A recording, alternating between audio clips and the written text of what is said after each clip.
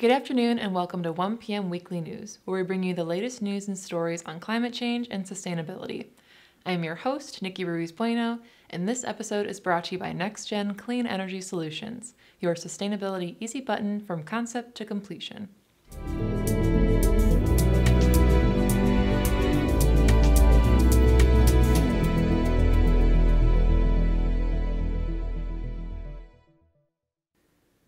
Planes might be flying soon using fuels made from weird stuff like fat, sugar, and even bacteria poop. Regular jet fuel causes a lot of global carbon emissions. However, electric alternatives aren't possible yet for commercial jets due to battery limitations. Now, airlines aim to use cleaner fuels called Sustainable Aviation Fuels, or SAF. To reduce emissions, SAF is crucial, but current production is insufficient.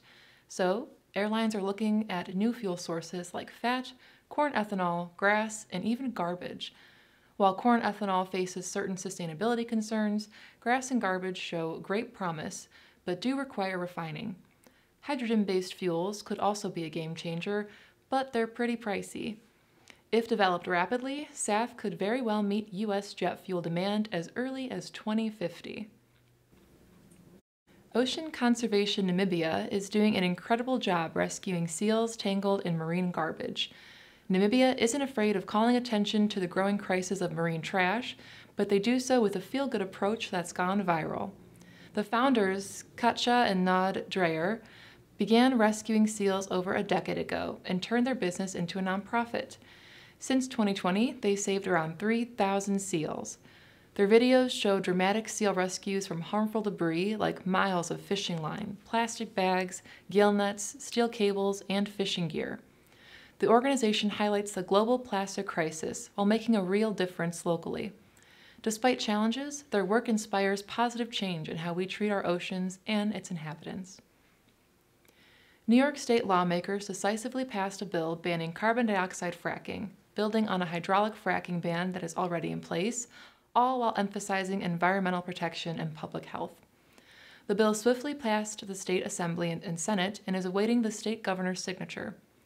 This ban stemmed from Southern Tier Carbon Dioxide to Clean Energy Solutions' proposal to use liquid carbon dioxide instead of traditional fracking fluids, claiming it's a greener alternative. But this proposal faces opposition, with advocates highlighting the dangers of injecting concentrated carbon dioxide underground, citing health risks and severe environmental damage. The bipartisan support and mobilization reflect that growing public awareness of fossil fuel impacts. Under current U.S. government initiatives, $6 billion has been allocated for 33 projects intended to tackle industrial emissions. This landmark investment, made possible through recent climate and infrastructure legislation, specifically targets sectors that are notorious for their carbon footprint, such as steel and cement production. These efforts also indirectly impact other industries that include cheese production by promoting sustainable practices and energy-efficient technologies throughout the supply chain. With significant private sector contributions totaling $14 billion, the projects aim to eliminate approximately 14 million metric tons of carbon emissions annually. This comprehensive approach underlines the commitment to green initiatives and economic revitalization across various industrial sectors. 16 U.S. states, including Texas, Louisiana, and Florida, challenged the federal government's current ban on approving liquefied natural gas exports, or LNG, arguing that the government lacks the authority to impose such a restriction.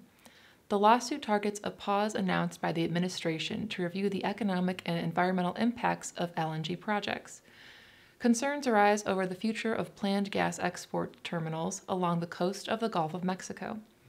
If approved, these projects could result in emissions equivalent to the entire European Union's output.